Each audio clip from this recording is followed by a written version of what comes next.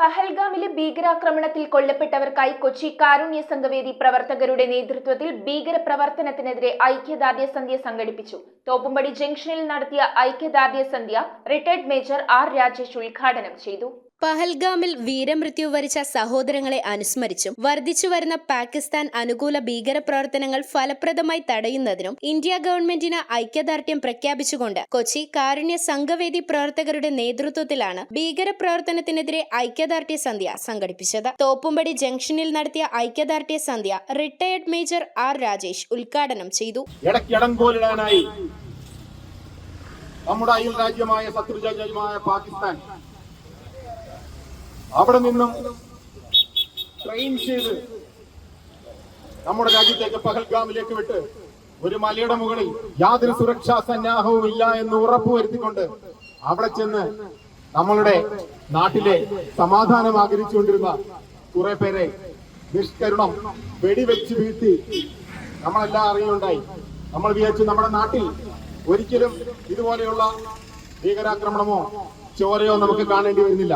President P K. Natesan അധ്യക്ഷത വഹിച്ച യോഗത്തിൽ വ്യാപാരി വ്യവസായി ഏകോപന സമിതി Palluruthy unit president P C. Sunilkumar, Cochin charitable society president Salim Shukkur, Lawrence P G., Ambili Kalesh എന്നിവർ സംസാരിച്ചു.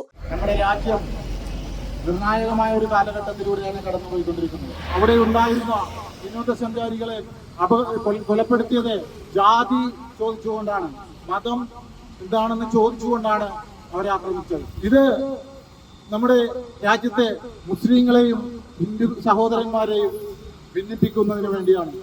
ഹിന്ദു മുസ്ലിം ക്രിസ്ത്യൻ സഹോദരങ്ങളെ വളരെ സൗഹൃദത്തിൽ പോകുന്ന രാജ്യത്ത്, പ്രത്യേകിച്ച് കേരളത്തിൽ നമ്മളെല്ലാവരും ഏകോദര സഹോദരന്മാരെ പോലെ കഴിയുന്ന ഈ നാട്ടിൽ അല്ലെങ്കിൽ ഈ രാജ്യത്ത് ഛിദ്രത വളർത്താൻ അല്ലെങ്കിൽ തീവ്രവാദം വളർത്താൻ ആരൊക്കെ ഇറങ്ങിയാലും നടക്കില്ല എന്ന ടെൻഷനുണ്ട്.